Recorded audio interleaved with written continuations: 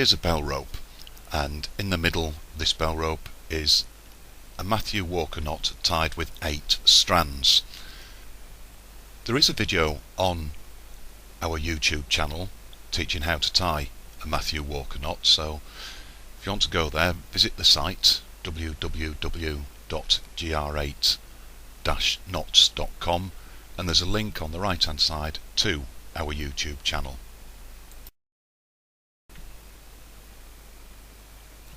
Here's another Mathew Walker knot.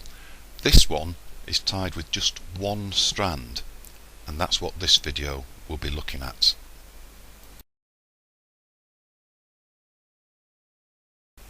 I'm going to tie my Mathew Walker knot around a foam tube. I'll secure the starting point using a pin, take the lead down to the bottom of where your knot wants to end, and wrap it around a pin there. Take the lead back to the top and cross over the lead that we started with. Use a pin to wrap the cord around. Now follow the first lead down to the bottom, and this time go under whatever you meet.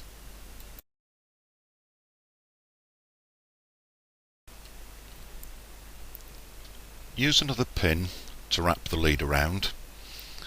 When you get really proficient at this, you may manage without so many pins, but it does make it much easier to keep things in place using pins, so I suggest this is the way you start. Follow the existing lead back to the top, going over everything you meet. This is the process we'll follow throughout. Go over leads when going back to the top, and under leads when going to the bottom.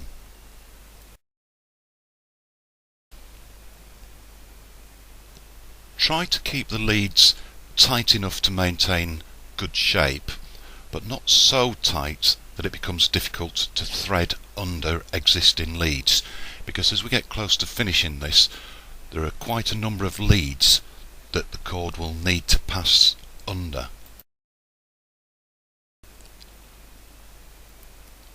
Still using a pin each time I change direction, and I simply keep repeating this process.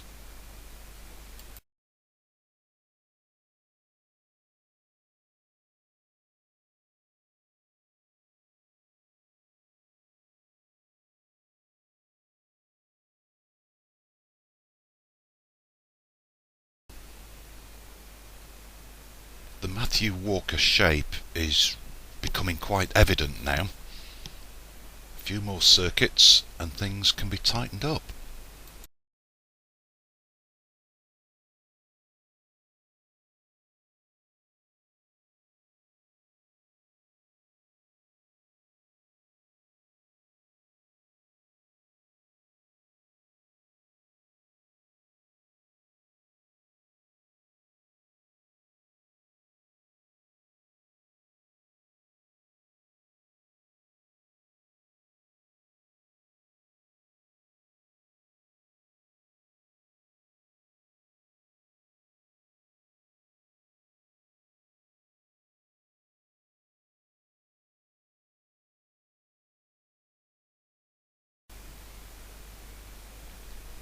Notice that I'm keeping the starting lead, the one with the red tape around it, to the right all the time. I don't want to cross this because it also represents the end of the knot.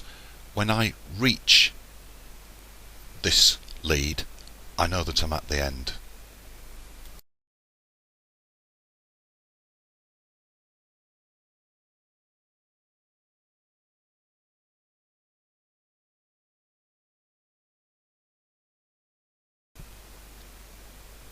I think this will be the last one by the looks of things. When I reach the bottom, I'll stop.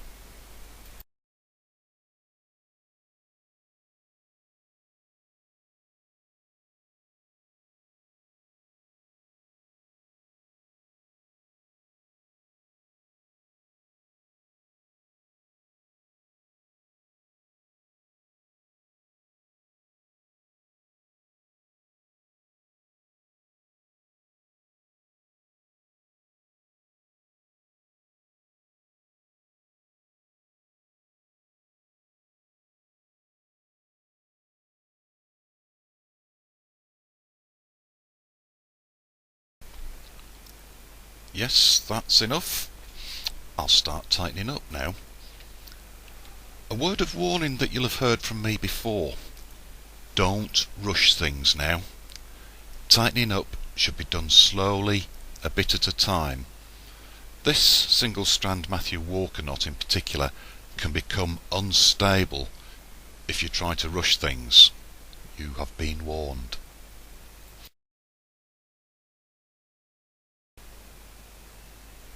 Start by removing the pins at the bottom in order to be able to manipulate the knot.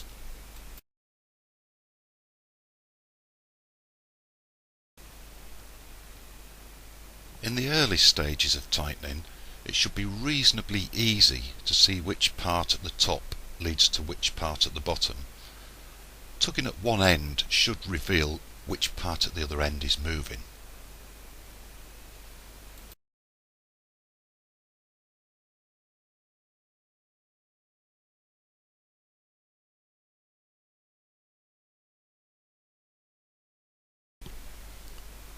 It's vital to keep the structure of the knot in place when tightening.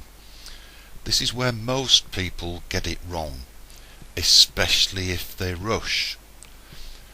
Notice how I'm constantly feeling my way along the leads from top to bottom and bottom to top when I'm tightening. Done carefully, it should become evident in plenty of time if something is crossing something it shouldn't. Each time I tighten a lead, it helps to keep the thumb or finger at one end whilst pulling the other end. That way I should know which end comes next when I go back in the other direction. I hope that makes sense.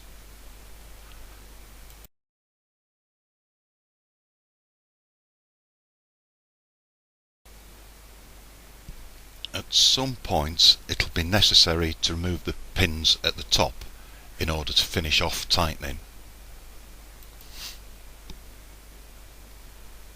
Notice there that I'd lost the shape slightly at the top.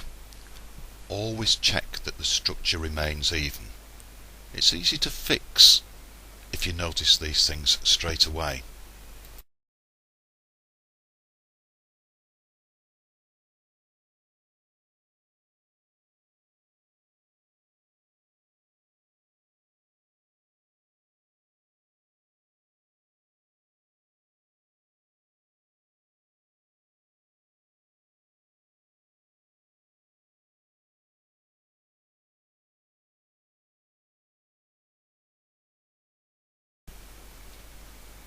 One more circuit and I should be done.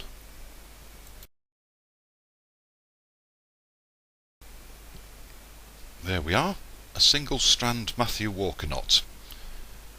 If I didn't want to use this length of cord again for something else, I'd snip off the ends and hide them inside the knot by just pushing them under the knot.